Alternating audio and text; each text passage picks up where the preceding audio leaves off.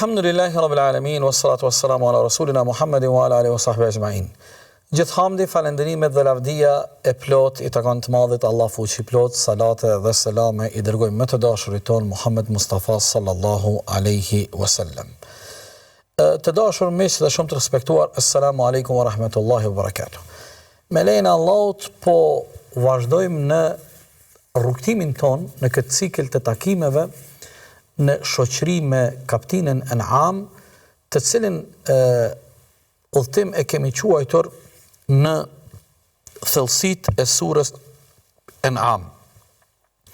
Emisionin sot do të flasim për fuqia e hamdit në jetën tonë, fuqia e falënderimit dhe mirënjohjes së pafund ndaj Allahut fuqiplot dhe cili është ndikimi i falënderimit dhe mirënjohjes hamdit në jetën tonë dhe ky element në jetën e besimtarit është shumë i rëndësishëm. Por para se të fillojmë me ajetin e parë të kaptinës An'am, prap po dëshiroj të bëj një përmbledhje të shkurt që të përmbledhë disa prej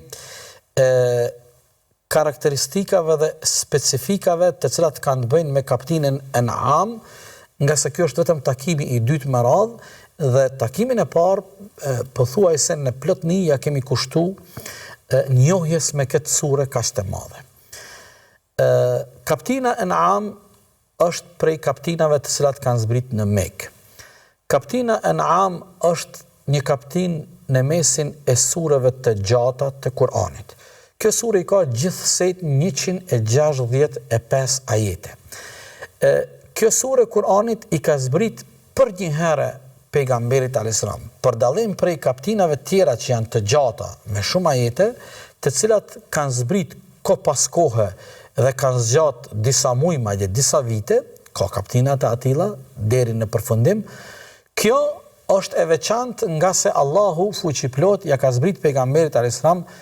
të tërën për një herë. Kaptina An'am si sure është po ashtu e veçantë nga se në shoqëri të zbritjes së kësaj kaptine në zemrën dhe shpirtin e bardhë të dashurit ton Muhamedit a.s.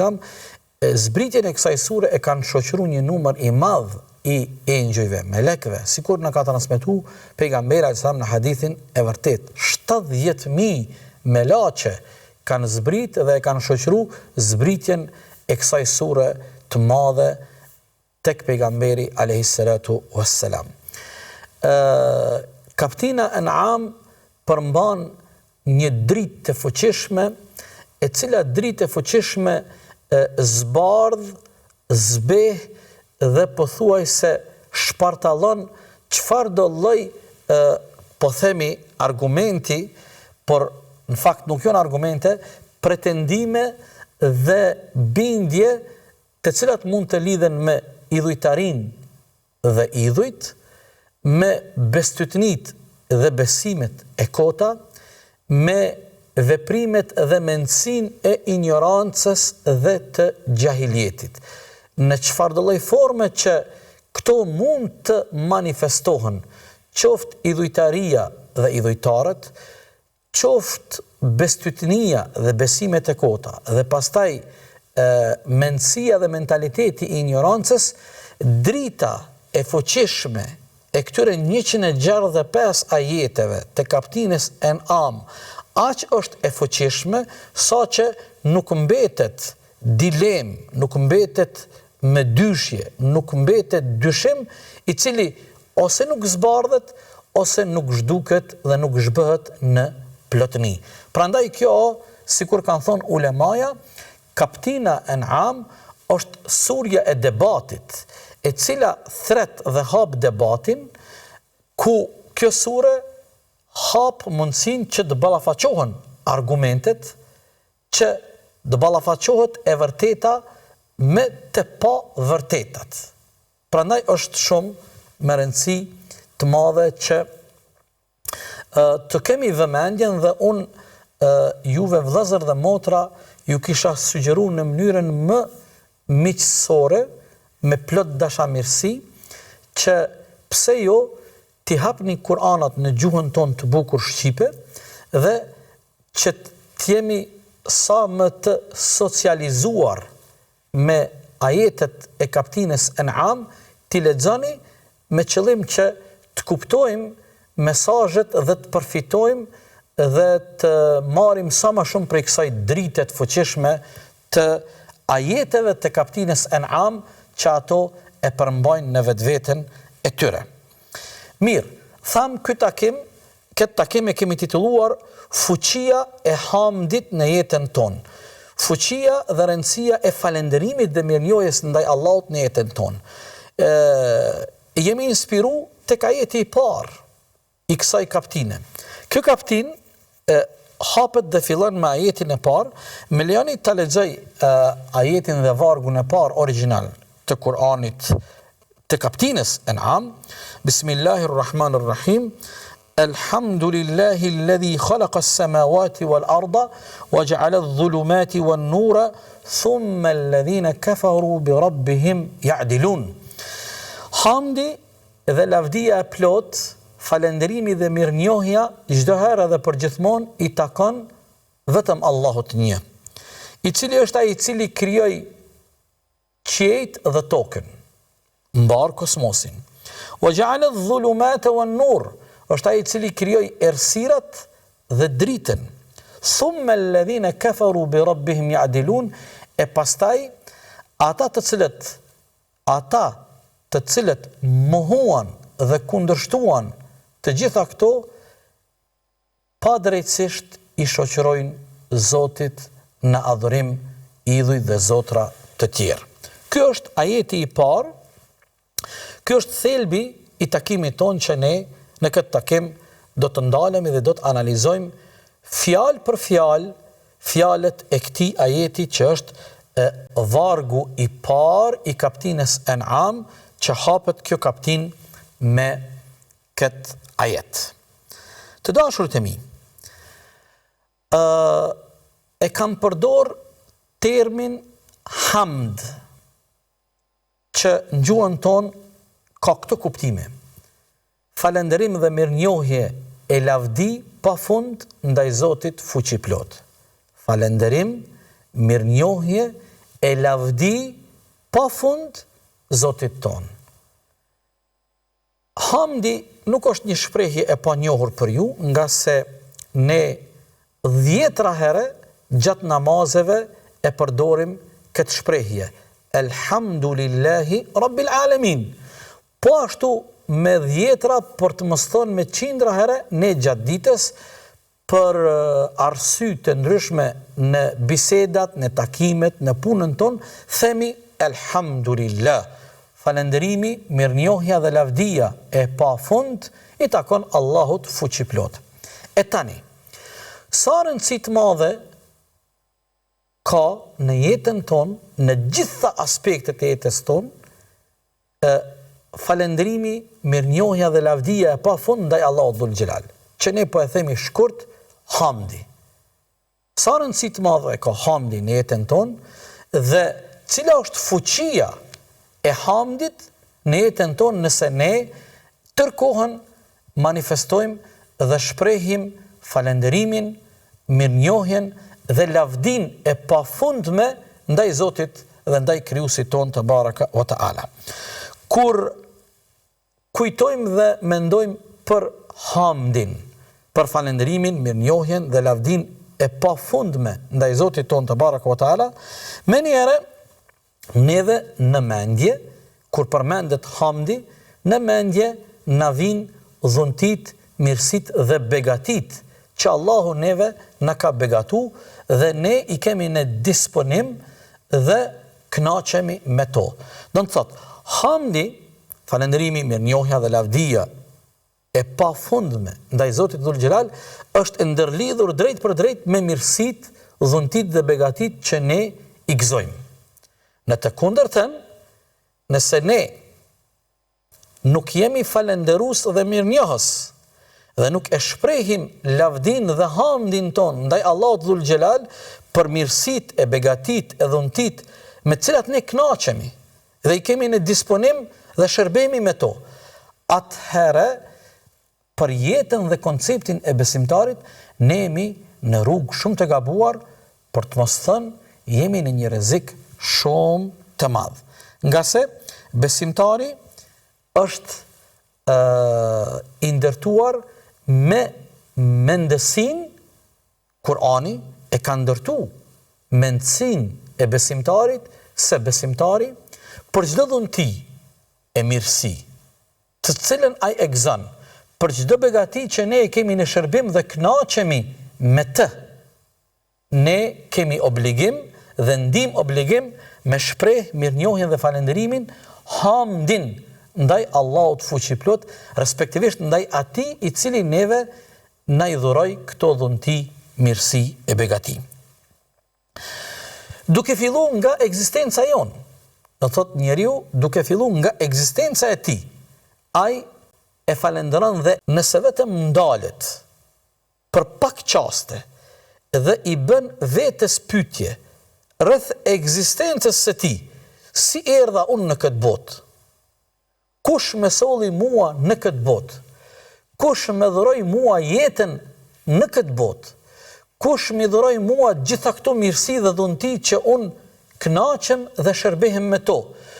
Duke filluar nga shqisa e të pamurit dhe drita e syve, duke filluar nga shqisa e të dëgjuarit dhe veshet me cilët unë dëgjoj, duke filluar nga shqisa e të folurit dhe komunikimi im me të tjerët, duke filluar pastaj nga dhuntit dhe mirësit tjera të cilat unë tani, jo unë, por as ju së bashku me mu dhe gjithë ne, ata para neve që kanë jetu, ata që jetojnë në kohën tonë, dhe ata cilët do të vinë breza dhe gjenerata pas neve, askush, as një herë nuk ka mundësi me i numëru deri në fundësi dhuntit e Zotit. Është mision i pamundur, është detyrë e dështuar, askush, as një herë nuk ka mundësi me i numëru në plotëni dhe me e përmbyll kapitullin e mirësive, nga se dhuntit, mirësit dhe begatit që ne i kemi në shërbim dhe kënaqemi me to, janë të panumërta. Është e pamundshme që ne ti numërojmë të gjitha dhuntit që i kemi në disponimin ton.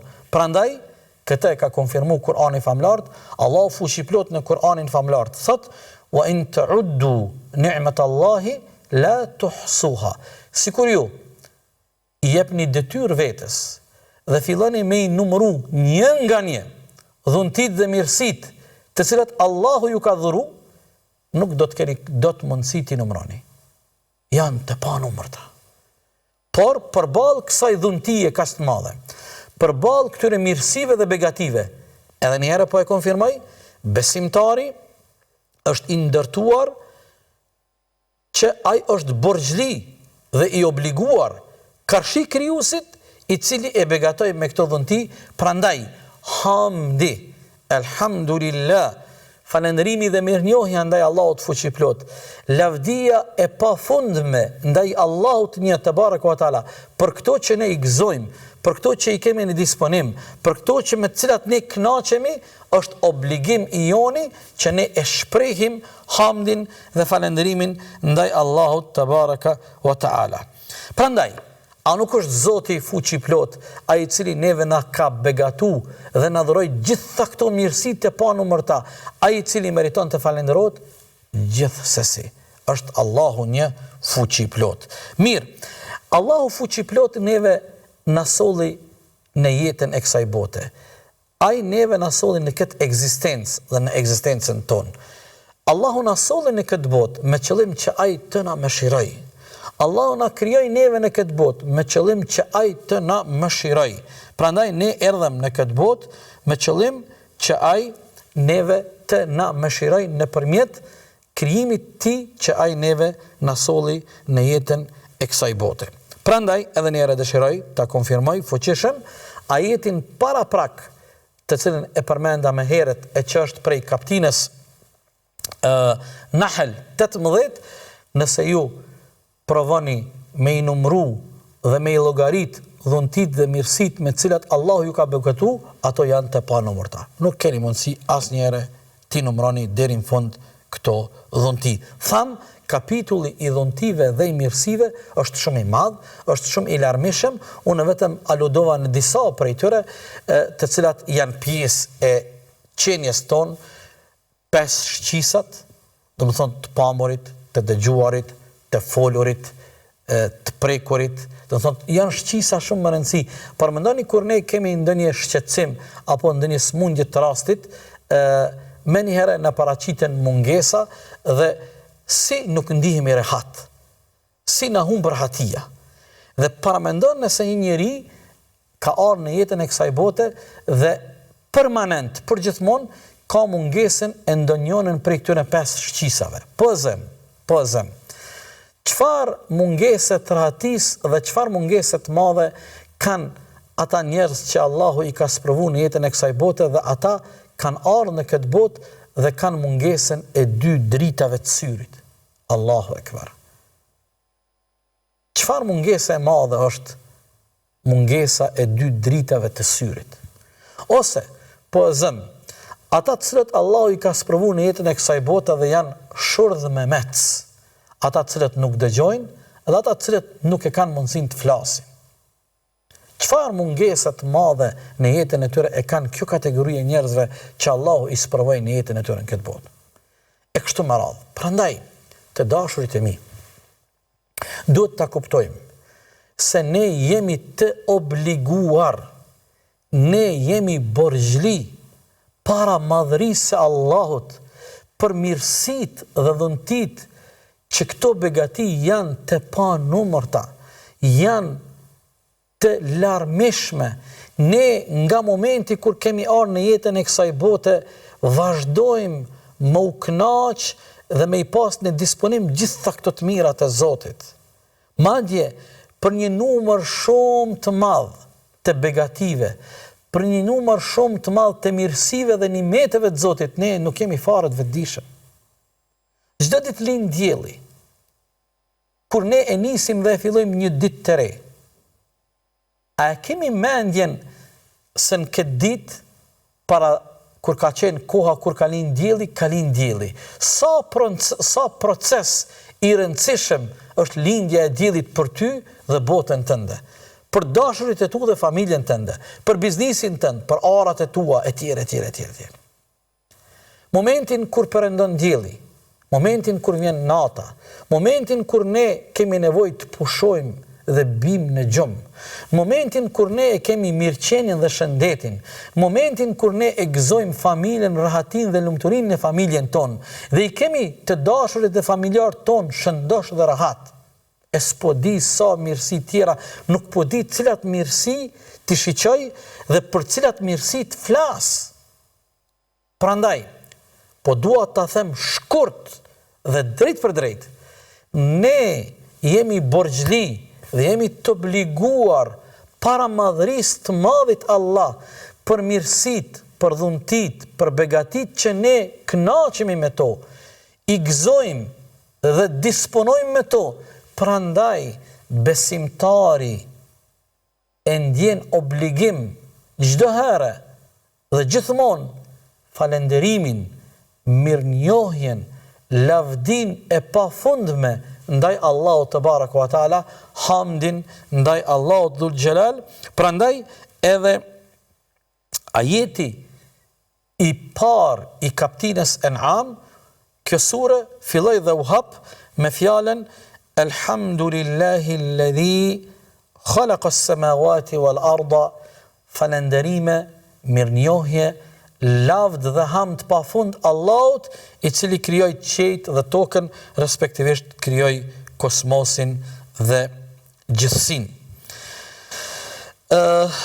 Besimtari dhe falenderimi dhe hamdi dhe mirënjohja e shukri ndaj Allahut dhul xhelal.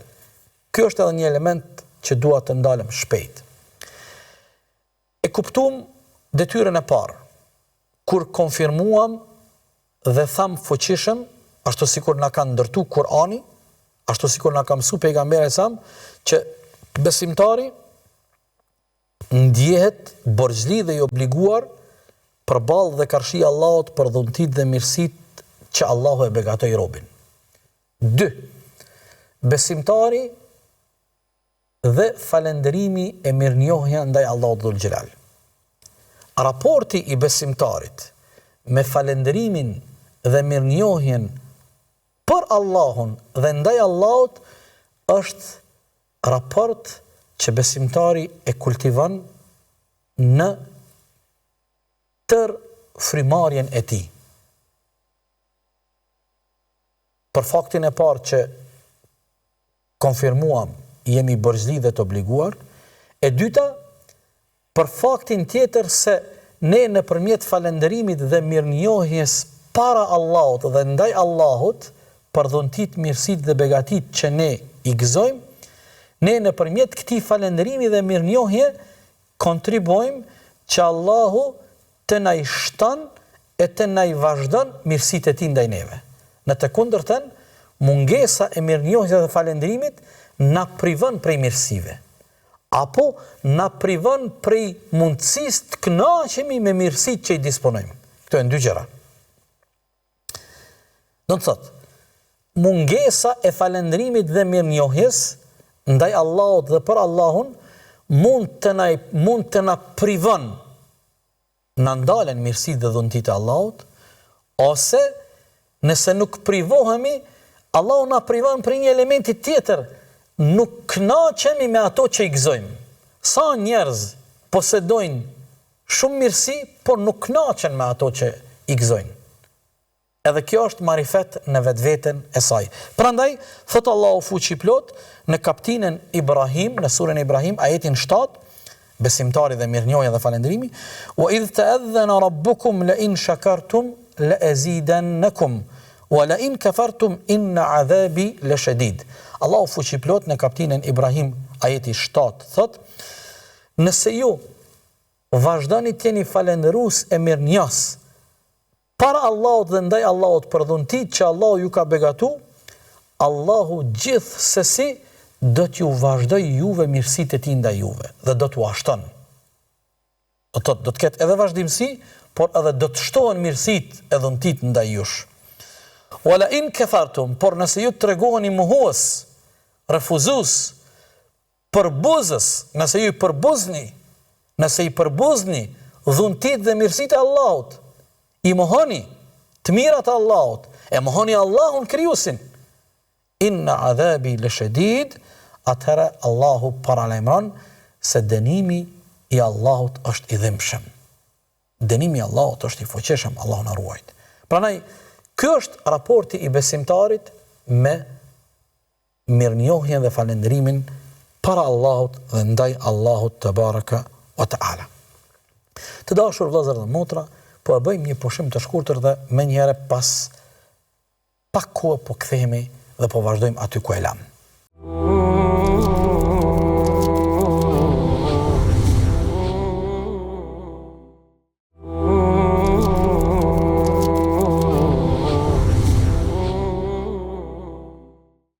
Assalamu alaikum wa rahmatullahi wa barakatuh. Miq të nderuar, kemi fillu në këtë takim me ajetin e parë të kapitullës An'am, i cili që në fillim dhe në hapje të kësaj kapitule, Allahu na mëson se falënderimi dhe mirënjohja dhe lavdi i pafund ndaj Allahut, hamdi, alhamdulillah, është një instrument shumë i fuqishëm i cili ndikon drejt për drejt në jetën tonë. Prandaj, si obligim dhe borxh që e kemi ndaj Allahut për dhuntit që i gëzojmë, ne asnjëherë nuk duhet të jemi të shpërqendruar, asnjëherë nuk duhet të jemi të pakujdesshëm përballë këtij obligimi dhe këtij borxhi që ne e kemi ndaj Allahut, që e kemi obligim me shpërfaq falënderimin dhe mirënjohjen dhe lavdin pafund ndaj Allahut te baraka wa taala. Po i kthehemi prap ajetit ton. Alhamdulillahi alladhi khalaqa as-samawati wal arda falënderimi, lavdia, mirënjohja, hamdi pafund i takon Allahut, një, i cili është i vetmi, i pashoq, i cili është i vetmi që meriton robërinë dhe adhurimin, nënshtrimin dhe dorëzimin ndaj tij. Ky Allahu fuqi plot është ai i cili krijoi 7 palqej e tokën. Ulemaja, saherët të nderuar vëllezër dhe motra, lexoni ajete të ngjajshme. Ulemaja thonë, kur Allahu thot ai është i cili krijoi 7 palqej dhe tokën, këtu nënkuptohet krijimi i mbar gjithësisë, i mbar kosmosit, nga se kjo është një shprehje kuranore që nënkupton një gjë të tillë. Pastaj Allahu dhul xhelal thot në vazhdim të këtij ajetit, Allahu krijoi wa ja'ala adh-dhulumati wan-nura. Është Allahu i cili krijoi errësirat dhe dritën. Është interesant te ky stil i Kuranit, thon ulemaja, gjithmonë Allahu kur përmend dhe cek errësirat, gjithmonë ato vinë dhe përmenden në shumës, ndërsa kur Allahu e përmend dritën, gjithmonë drita përmendet në njejs. Sigurisht se këtu ka një urtësi dhe është shumë më rëndësi të zbardhet dhe nënvizohet kjo veçori e Kuranit edhe një herë. Vëllezër dhe motra, sa herë në vargjet e Kuranit, respektivisht në ajetet e sureve të Kuranit, përmendet errësira, gjithmonë Kurani e ka përmend errësirën në shumës, errësirat, dhulumat. Ndërsa sa herë në Kur'an përmendet drita, drita përmendet vetëm në njejs, nur. Arsyeja, kanë thonë ulemaja, është se errësirat janë shumë, ndërsa drita e vërtet është vetëm një. Dhe është drita dhe bukuria e Kur'anit famlart, në rastin ton, është drita dhe bukuria e Muhammedit a.s., ndërsa drita më e madhe është vetë Allahu fuqiplot, dhe një prej emrave të bukur të Allahut është pikrisht edhe se Allahu është drita më e madhja. Dhe ne kemi nevojë gjatë jetës tonë, gjatë sfidave tona, gjatë rrugtimit ton, sa herë që ballafaqohemi me errësira, sa herë që ballafaqohemi me të paqarta, sa herë që kemi mjegull para vetes, para mendjes, para shpirtit, para zemrës tonë, ne kemi nevojë për dritën e madhe nga Allahu fuqiplot, për dritën e madhe të Kur'anit famlart, për dritën e madhe të njeriut më ngjendritur, që është Muhamedi a.s.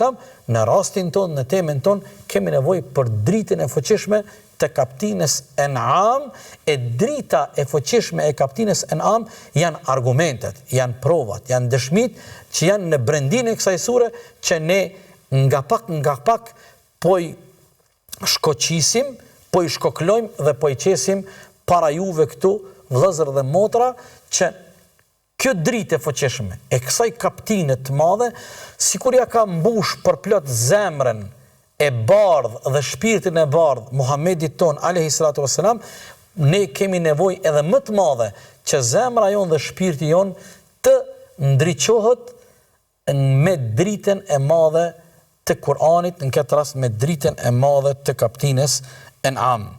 Është interesante pjesa e fundit e ajetit. Allahu dhul xhelal e përfundon ajetin, thumma alladhina kafaru bi rabbihim ya'dilun.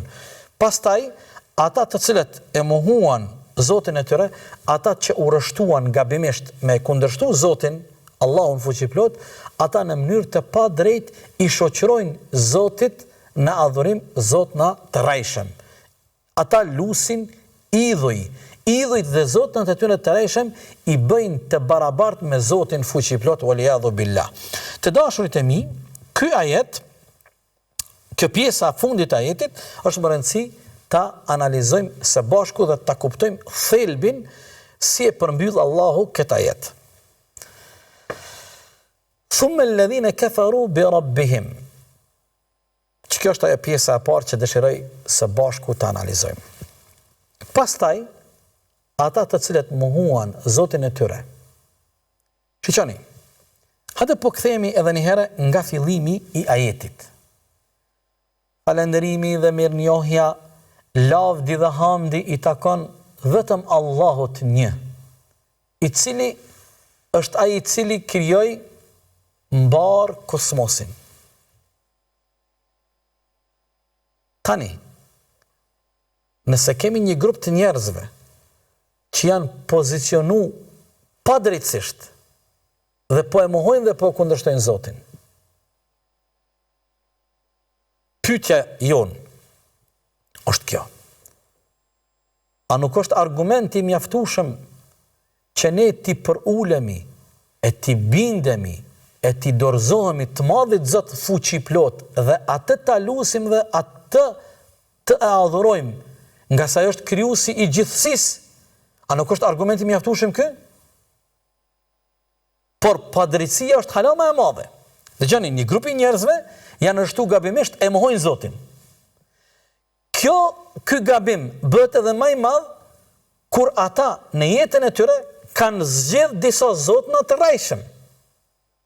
Ata zotna të tyre të rrejshëm mund të jenë idhujt e tyre, bestytnit e tyre, çfarë do qofshin ato, si do qofshin ato, dhe gabimi dhe padrejtësia më e madhe është se këta njerëz, të cilët e mohuan Zotin, i mohuan mësimet e Zotit, i kundërshtuan pejgamberët e Allahut, e refuzuan Kur'anin, e refuzuan Muhammedin, nuk po i pranojnë të vërtetat dhe argumentet e Kur'anit, po sillen me kryenetësi dhe me mendjemadhësi para të vërtetave të Kur'anit, nuk po dëshirojnë me e pa dritën e Kur'anit. Para mendoni? Kretë këta njerëz në fund çfarë po bojnë? Zotnat e tyre të rrejshëm që i kanë përzgjedh, qofshin idhuj apo çfarë do qofshin, në fund po e bëjnë një padrejtësi të madhe. Këta zotna të në të rrejshëm po i barazojnë me Zotin waliyadhu billah. Që kjo është kuptimi i fjalës ya'dilun. Thumma alladhina kafaru bi rabbihim ya'dilun.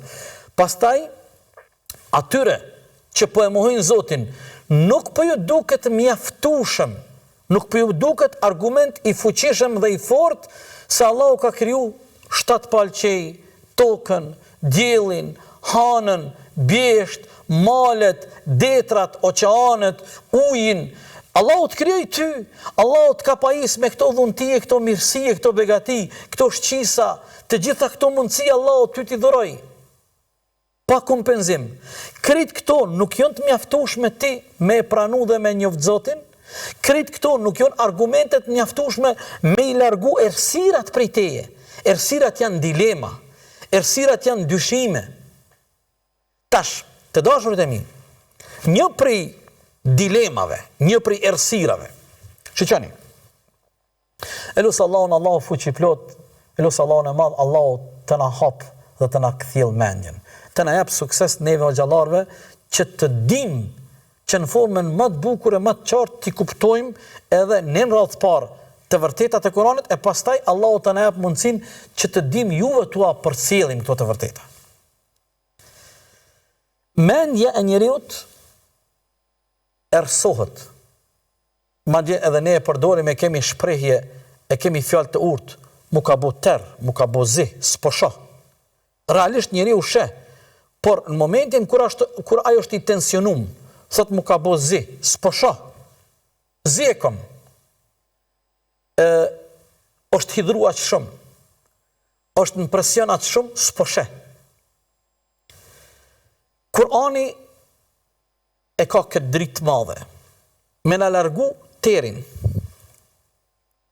Ky terr, kjo rre e zezë, që është si për kokës tonde, Kurani ka për detyrë me e zhduk këtë rre. Dhe do ta zhduk, boj i bindur. Nëse ti je i gatshëm, të dashurit e mi, nëse ti je i gatshëm me dëgju fillimisht, në qetësi, dëgjon në qetësi. Si ishte praktika e pejgamberit alayhis salam? Xhallarët e mi të dashur, xhallarët të nderuar, ju koleg të mi, shumë të respektuar. Ne duhet t'i shpjegojmë shoqërisë dhe popullit ton. Kur Allahu ja zbrit te pejgamberit ajetet e Kuranit, si vepron te pejgamberi, sa ju gjithë e dini më mirë se unë. Po sa i pranonte ajetet e reja të Kur'anit, pejgamberi shkon të para Qabes, ku zakonisht ishin një pjesë e Paris dhe njerëzit që ndonin aty, dhe pejgamberi u transmeton të ato që kishte pranu për Zotit të tyre. Prandaj, ne kur flasim me ata njerëz që i ka kaplu një re e zezë, nuk po e them këto asnjëherë në kuptimin negativ, se njerëzit nuk po kanë mundësi me e pa të vërtetën, e kanë terr, errësirë. E Allahu neve na ka sjell këtë dritën e madhe Kur'anin për me largu këtë errësirë.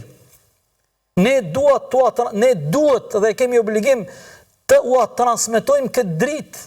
Ne duhet me mundësu njerëzve me pa dritën e Kur'anit. Prandaj të lutem në qetësi, duhet t'i themi atij vllaut ton, shokut, kolegës, të lutem, a ke qetësinë me dëgju? Dëgjo fillimisht. 2. A je i gatshëm me pa dritën dhe fuqinë e kësaj çfarë e lexova dhe e dëgjove, argumentin peshën? Allahu krijoi 7 palë qejë. Si u krijuan? A nuk është interesante çdo ditë dielli lind në kohë të caktuar? Sa krijesë e madhe është dielli, planet në vetvete? Këto bjeshke male të cilat neve po na rrethojnë, si qëndrojnë këto vetvetiu? Kush po përkujdeset për rendin, rregullin dhe sistemin që mbretëron sot në gjithësi? E shumë pyetje tjera. Dhe kur ti i shpalos dhe i zbardh krejt këto argumente, kjo dritë ka që fuqishme, atëherë, të lutem, a nuk jeni në gjendje me pranu peshën dhe forcën e këtyre të vërtetave? Po, a janë këto të vërteta?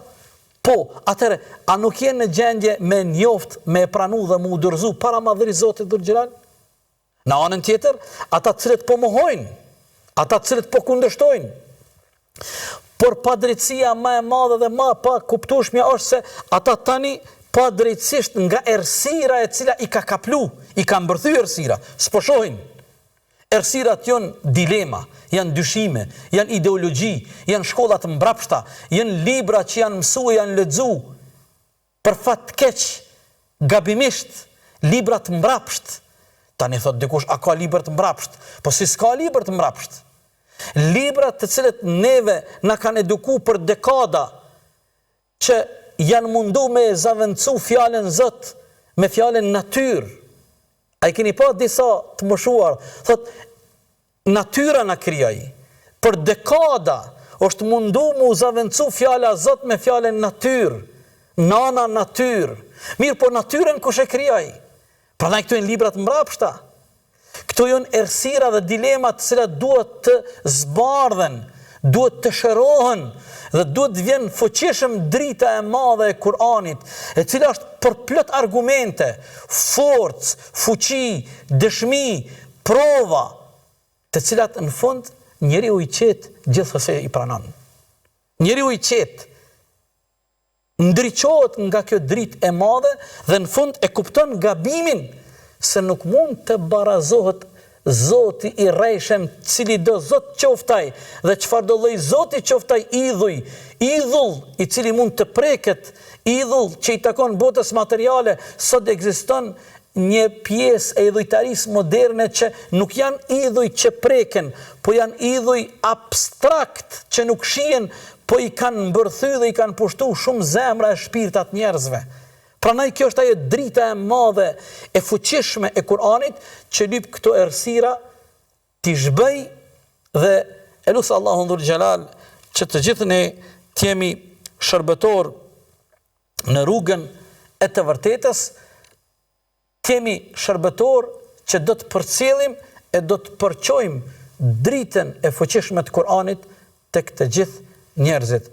Falëndrimi, lavdia, hamdi i takon të madhet Allah fuqi plot për gjitha mirësitë dhe begatit që ai na ka gëzu dhe në veçanti për dhuntin dhe begatin e imanit, besimit të drejtë që Allahu na nderoj kur në zemrat dhe në gjoksat ton e mbjelli dritën e Kur'anit, dritën e Islamit, dritën e të vërtetës më të madhe. O Zoti ynë, mos na i lako zemrat tona pasi na udhëzove në udhën tënde të drejtë, na shto udhëzimin në rrugën tënde të drejtë, na forco në rrugën tënde, qofshit në kujdesin dhe në mbrojtjen e Allahut, gjithë ju të dashurt e mi kudo qeni, deri në takimin e radhës. Wassalamu alaikum wa rahmatullahi wa barakatuh.